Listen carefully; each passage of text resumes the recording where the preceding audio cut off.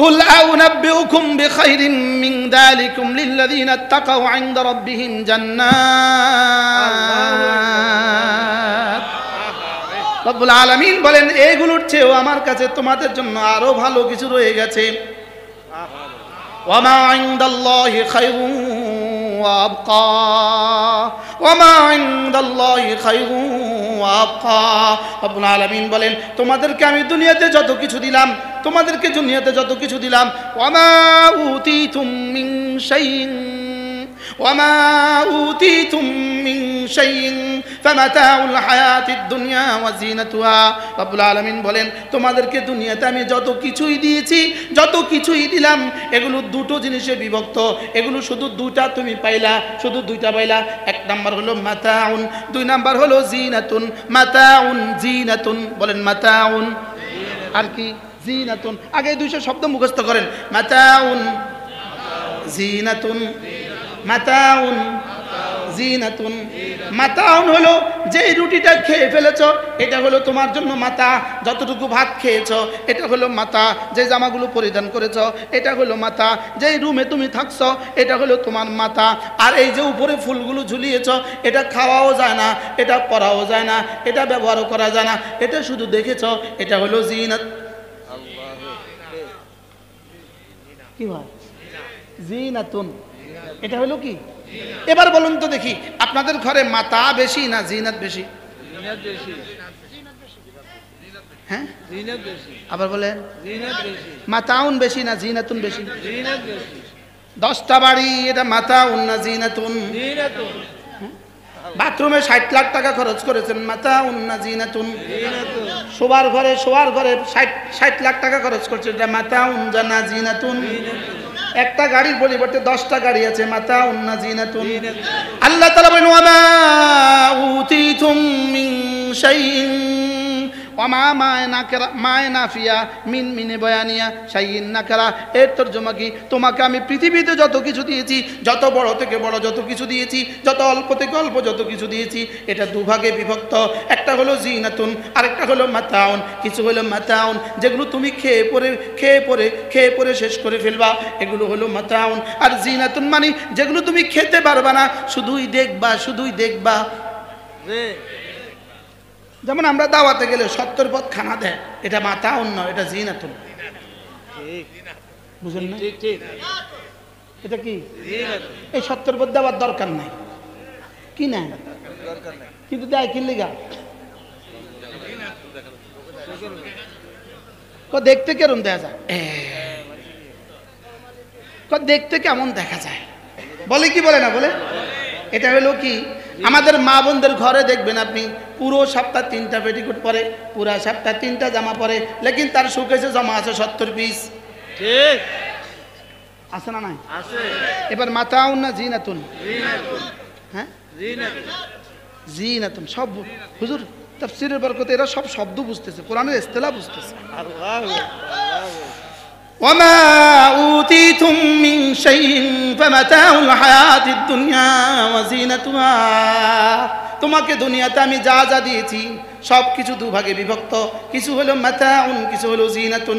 এবার রব্বুল আলামিন বলেন ওয়ামা ইনদাল্লাহ,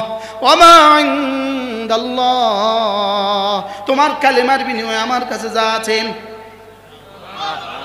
তোমার নামাজের বিনিময়ে আমার কাছে যা আছে, তোমার রোজার বিনিময়ে আমার কাছে যা আছে, তোমার সেজদার বিনিময়ে আমার কাছে যা আছে, তোমার সুবহানাল্লাহ এর বিনিময়ে আমার কাছে যা আছে। কি ভাই হায়, যদি 1 কোটি বার সুবহানাল্লাহ বললে, 1 কোটি বার সুবহানাল্লাহ বললে সমুনি বাজারে আমাকে একটা দোকান দিত, আমি কিন্তু 2 কোটি বার পড়তাম। ঠিক, আপনারা হয়তো পড়তেন না, আমি পড়তাম। ঠিক ঠিক না ভাই, আমরা বেশি বাস্তব না বাস্তব? রব্বুল আলামিন বলেন ওয়ামা ইনদাল্লাহ খায়রুন ওয়া আবকা। তোমার ঈমানের বিনিময়ে, তোমার নামাজের বিনিময়ে, তোমার রোজার বিনিময়ে, তোমার যাকাতের বিনিময়ে, তোমার হজের বিনিময়ে, তোমার উমরার বিনিময়ে, তোমার তাওয়াফের বিনিময়ে, তোমার সাইর বিনিময়ে, সুবহানাল্লাহ, তোমার কোনো না কোনো মাদ্রাসা 1 বস্তা চাল দেওয়ার বিনিময়ে, কোন মাদ্রাসায় 10 কিলো তেলাপিয়া মাছ দেওয়ার বিনিময়ে, কোন মসজিদে একটা কার্পেট কিনে দেওয়ার বিনিময়ে, কোন মাদ্রাসার একজন ছাত্রের টাকা দেওয়ার বিনিময়ে।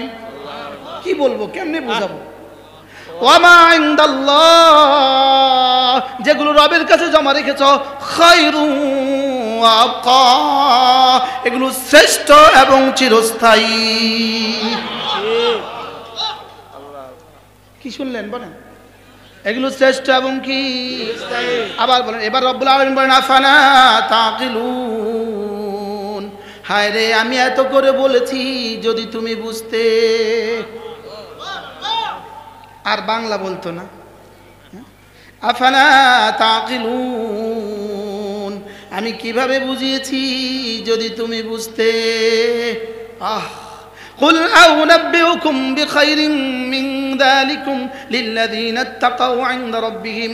রব্বুল আলামিন বলেন, কাউকে আমি রাশি রাশি স্বর্ণ দিয়েছি, কাউকে আমি রাশি রাশি চাঁদি দিয়েছি, কাউকে আমি রাশি রাশি ঘোড়া দিয়েছি, কাউকে রাশি রাশি রাশি রাশি আমি উট দিয়েছি, কাউকে রাশি রাশি ছাগল দিয়েছি, কাউকে হাজার কানি লাখ কানির জমিন দিয়েছি আর ফসল দিয়েছি। রব্বুল আলামিন বলেন, এগুলোর চেয়ে শ্রেষ্ঠটা মুত্তাকির জন্য আমি যেটা রেখে দিয়েছি সেটা কি বলবো না?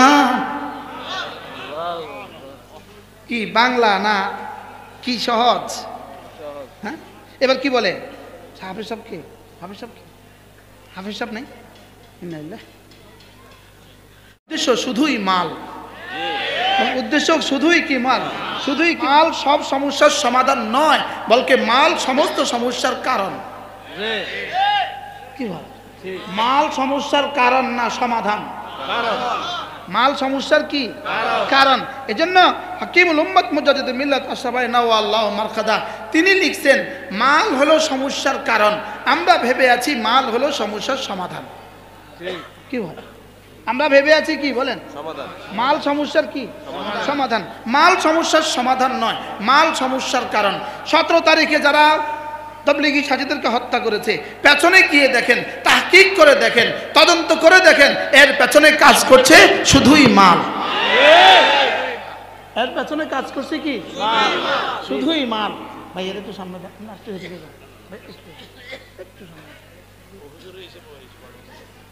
আসতো না, আমি বুঝতেছি। হুজুর ওই চেয়ারে বসায় দেয়, পিছনে উঠে চেয়ারটাতে বসায় দেয়। আর কেন সামনে?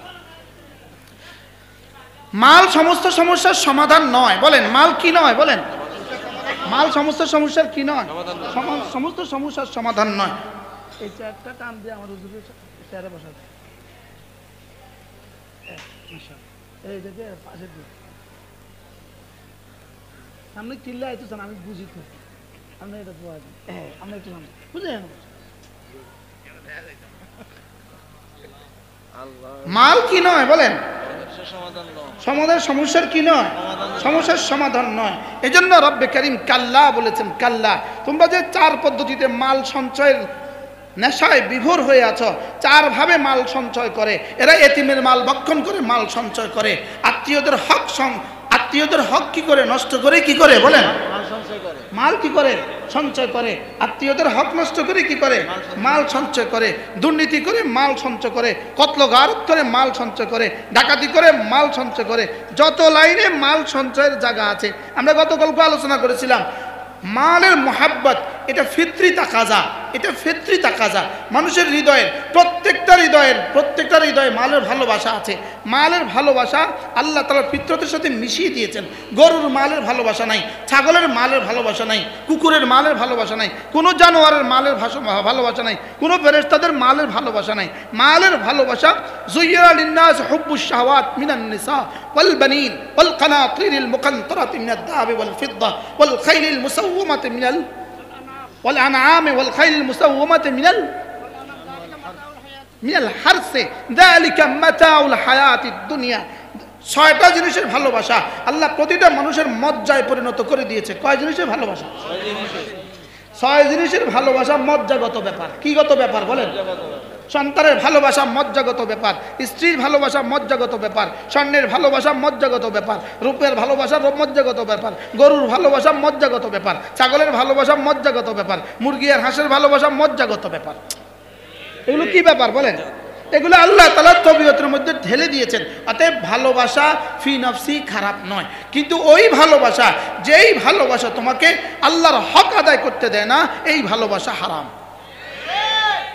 কি বলছি বলেন? যেই ভালোবাসার কারণে তাকবীরে উলা ধরতে দেয় না, এই ভালোবাসা হারাম। কি বলছি বলেন? যেই ভালোবাসা তাকবীরে উলা কি। আচ্ছা, আমাদের এই সমাজে এরকম ব্যবসায়ী আছেন কিনা যিনি রমজানের দিনের বেলা আসর মাগরিব এশা জামাতে পড়তে পারেন না ব্যবসার ব্যস্ততার কারণে? এরকম মানুষ আছে না না? আছে না না? মাল কিনতে ইসলামপুর গেছে, এক ওয়াক্ত নামাজ পড়তে পারে না রমজানের দিনের বেলা, রাত্রিবেলা, এরকম মানুষ এই দেশে আছে না নাই?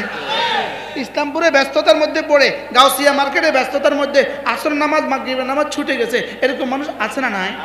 আল্লাহ তাআলা বলেন, কুল আউনাব্বিউকুম বিখাইরিম মিন যালিকুম, কুল আউনাব্বিউকুম বিখাইরিম মিন যালিকুম লিল্লাযিনা তাকাউ ইনদা রাব্বিহিম। রব্বুল আলামিন বলেন, তোমার দোকানের ভালোবাসা, তোমার স্ত্রীর ভালোবাসা, তোমার সন্তানদের ভালোবাসা, তোমার গরুর ফার্মের ভালোবাসা, তোমার স্বর্ণের ভালোবাসা, তোমার রৌপ্যের ভালোবাসা, তোমার সুন্দর বাড়ির ভালোবাসা, এই ভালোবাসার চেয়েও দামি একটা আমার কাছে আছে, আমি কি বলবো? সুবহানাল্লাহ বলে না? এর চেয়ে দামি কিছু আমার কাছে আছে, আমি কি বলবো?